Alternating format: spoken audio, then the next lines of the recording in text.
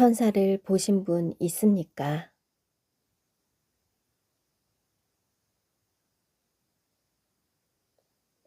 초대교회 시대에는 천사 숭배가 있었다고 하지만 지금은 그렇게 어리석은 사람들은 없습니다. 천사와 사람은 둘 다 피조물이며 하나님을 섬기는 종입니다. 지금은 천사가 사람보다 우월한 위치에 있지만 천국에 들어가면 천사와 동등해집니다. 천사가 존재한다는 것은 천국 또한 존재한다는 증거입니다.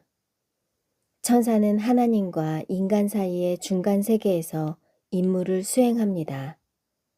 사람마다 개인 천사가 있고 우주와 만물을 관장하는 천사들이 존재한다는 측면에서 그들은 감시자이기도 합니다.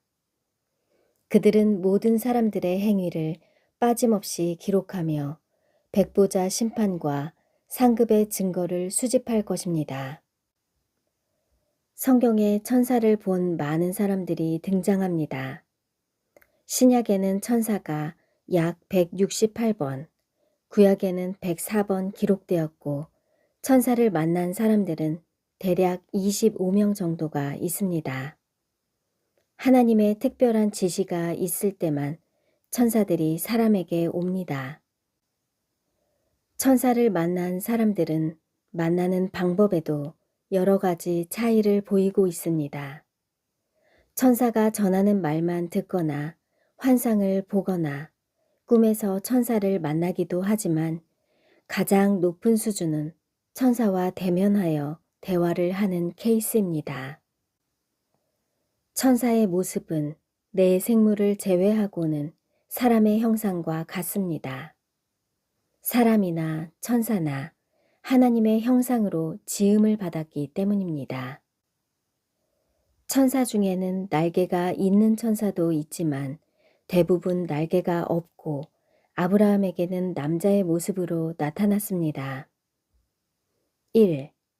성경에 3번 등장하는 가브리엘은 스가랴에게 나타나 세례 요한이 태어날 것을 알렸다. 2. 6개월 후 가브리엘은 마리아에게 수태고지를 하였고 대화도 하였다. 3. 가브리엘은 다니엘에게도 나타나 그가 본 환상을 깨닫도록 도왔다. 4. 막달라 마리아는 2명의 천사를 만났고 대화를 하며 부활의 소식을 들었다. 5. 주님께서 승천하신 직후 2명의 천사가 군중에게 나타나 그분이 다시 그대로 오실 것을 말하였다. 6. 예수님이 태어나신 밤에 목동들은 수많은 천사들을 보았고 그들이 전해주는 소식을 들었다. 7. 베드로가 감옥에 갇혀 있을 때 천사가 나타나 구해주었다. 8. 로마 백부장 고넬료에게 천사가 나타나 베드로를 초청하도록 하였다. 9. 사도 요한은 요한계시록을 기록할 때 수많은 천사들을 보았고 얼굴을 보며 대화도 하였다. 10.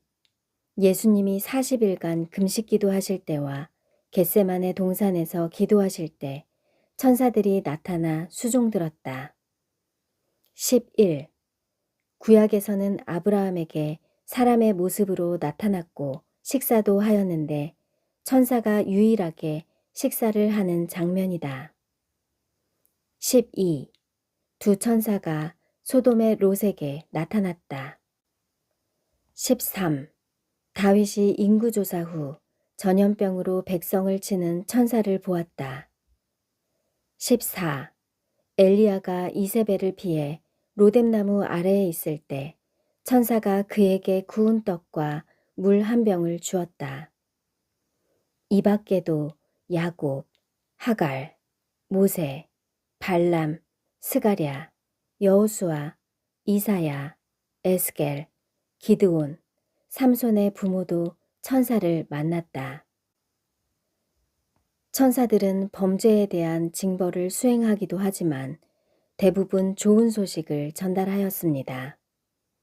이방인이었던 고넬료에게 천사가 나타난 것은 이방인 선교의 시초가 되었는데 고넬료가 평소에 기도와 구제에 힘썼기에 선택을 받았습니다.